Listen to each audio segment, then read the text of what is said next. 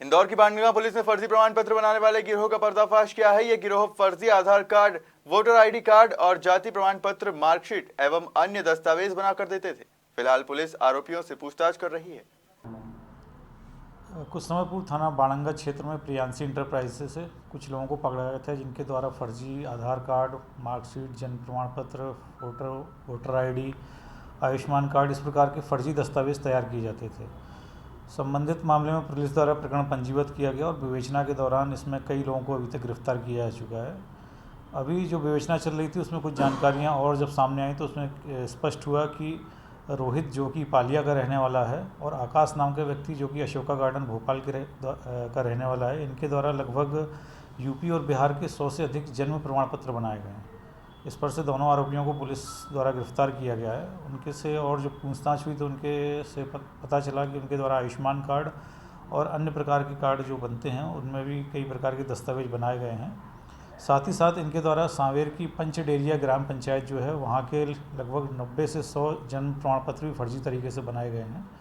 इस प्रकार से इन दोनों आरोपियों के द्वारा बड़ी संख्या में फर्जी दस्तावेज तैयार किए गए हैं। आरोपियों का भी पुलिस रिमांड लिया गया है। इनसे अभी और पूछताछ जारी है। प्रकरण में और अभी खुलासे होने की संभावना है तथा आरोपी भी और अधिक इसमें बढ़ाए जा सकते हैं। सर, कितने लोगों के साथ उन्होंने फ्रॉड किया होगा?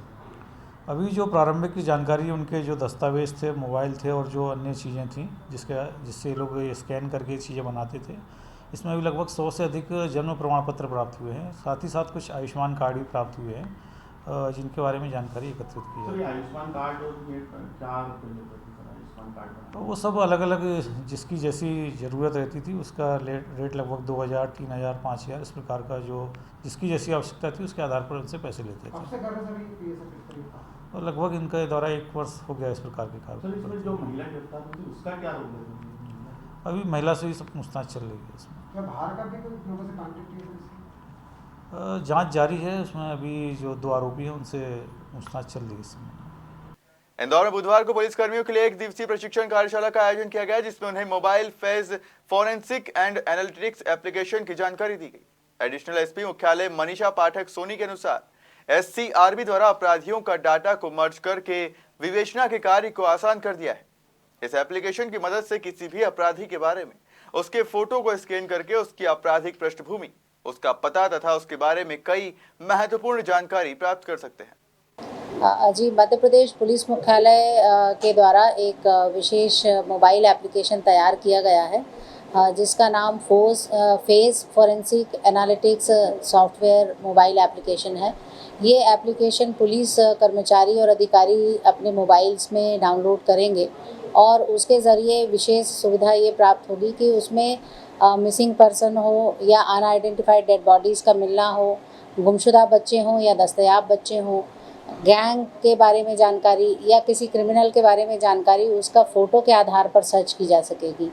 उदाहरण के लिए यदि कोई व्यक्ति ऐसा मिलता है जिसके बारे में कोई संदेह है कि इसने कोई अपराध किया है, तो केवल उसका फ़ोटो खींच करके उसकी जानकारी हमको, जो यदि मध्य प्रदेश के किसी भी थाने में उसके बारे में कुछ डिटेल है तो वो हमें जानकारी उससे मिल सकेगी। इसी तरह यदि कोई बच्चा कहीं मिलता है किसी थाने में और वो बच्चा अपना नाम पता नहीं बता पा रहा है, तो उसका फ़ोटो खींचने मात्र से उसकी जानकारी मिल सकेगी कि किस थाने में उसकी गुमशुदगी दर्ज की गई है, तो उस बच्चे को सही समय पर सही जगह पहुंचाया जा सकेगा। तो ये डेटा एंट्री और डेटा का रिट्रीवल दोनों चीज़ें इससे संभव है। और इसमें मूल बात ये है कि जो CCTNS से डेटा एंट्री थानों में की जा रही है, वो डेटा एंट्री से ही ये डेटा उठाएंगे, तो अपने आप में इनके पास डेटा का बेस है, उसमें सर्चिंग की फैसिलिटी ये उपलब्ध कराई गई है और आर्टिफिशियल इंटेलिजेंस का इसमें बहुत बेहतरीन तरीके से उपयोग किया जाएगा। इंदौर के कॉलोनाइजर अरुण डागरिया के खिलाफ लसुड़िया थाना पुलिस द्वारा धोखाधड़ी का प्रकरण दर्ज किया गया है। दरअसल शिकायतकर्ता द्वारा राशि लेने के बाद भी प्लॉट का कब्जा नहीं देने की बात कही थी। हालांकि डागरिया के खिलाफ पूर्व में भी कई केस दर्ज है। फिलहाल पुलिस मामले की जांच कर रही है। हाँ, कल थाना लसुड़िया में शिकायत पर से एक मामला पंजीबद्ध किया है, जिसमें फरियादी ने पिछले लगभग 15 सालों से पैसे दिए हुए थे, ऐसा उसने बताया, लेकिन उसको ना तो प्लॉट मिला और ना ही पैसे वापस हुए। फरियादी की रिपोर्ट पर 420, 406 IPC के तहत प्रकरण पंजीबद्ध कर लिया गया है और भी विवेचना की जा रही है। इसमें फैनी कंस्ट्रक्शन नाम की कंपनी है, इसका संचालक अरुण अगरिया है, उसके विरुद्ध प्रकरण पंजीबद्ध हुआ है। पूर्व भी इसके ऊपर कोई अपराधी के मामले दर्ज हुए? हाँ, पूर्व में भी प्रकरण पंजीबद्ध किए गए हैं और जिसमें अभी मामला कोर्ट में है। इंदौर हाईकोर्ट बार एसोसिएशन के लिए बुधवार को मतदान हुआ, जिसमें 9 पदों के लिए 20 उम्मीदवार अपनी जीत के प्रति आश्वस्त नजर आए। कोरोना काल के बाद पहली बार हो रहे हाईकोर्ट बार एसोसिएशन के चुनाव में अध्यक्ष पद के लिए 3, उपाध्यक्ष पद के लिए 2, सचिव पद के लिए 3, सह सचिव पद के लिए 4 और बाकी कार्यकारिणी सदस्य के लिए उम्मीदवार हैं। जिला एसोसिएशन बार चुनाव की तर्ज पर हाईकोर्ट बार एसोसिएशन चुनाव में भी अलग से महिला बूथ बनाए गए।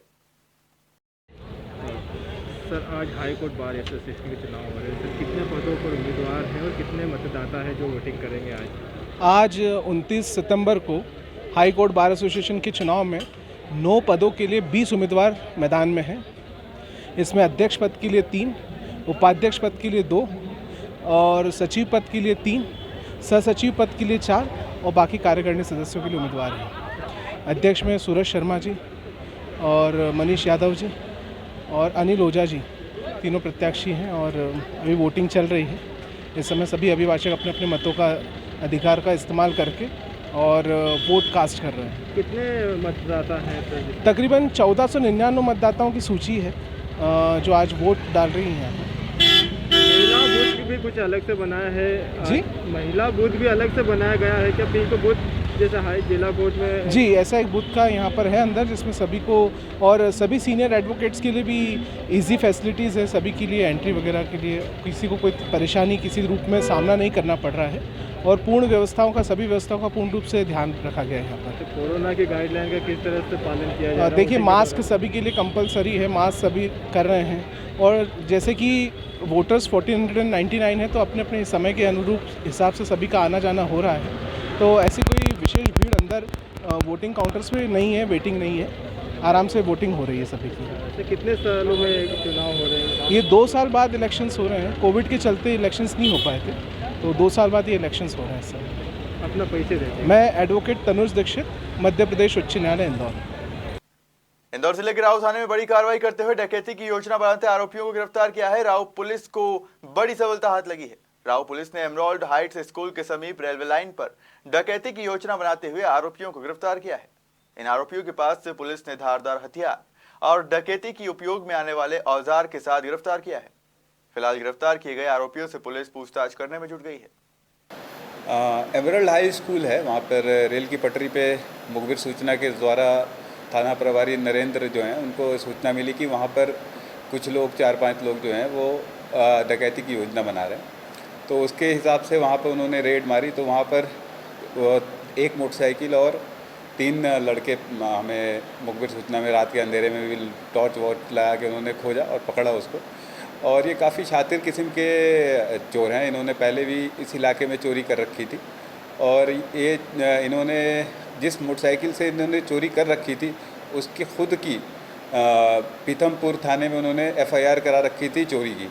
तो इन्होंने एक गलत FIR भी कराई पीथमपुर थाने में और उसी मोटरसाइकिल से ये फिर और वारदात को अंजाम देते थे। तो वहाँ के TI साहब को बहुत बहुत मुबारक हो कि उन्होंने इतने शातिर चोर को मुखबिर सूचना में पकड़ा। चोरी करने के तो बहुत सारे कारण होते हैं और नशे के भी आदी होते हैं ये, और इनको रोज़गार की भी कमी होती है और ये जो है इसी को अपना धंधा बना लेते हैं। तो पुलिस महानिरीक्षक सर के निर्देशन में और SP सर के निर्देशन में ये निर्देश किया गया था कि प्रॉपर्टी संबंधित जो अपराध हो रहे हैं उसे हमें कम से कम करना है।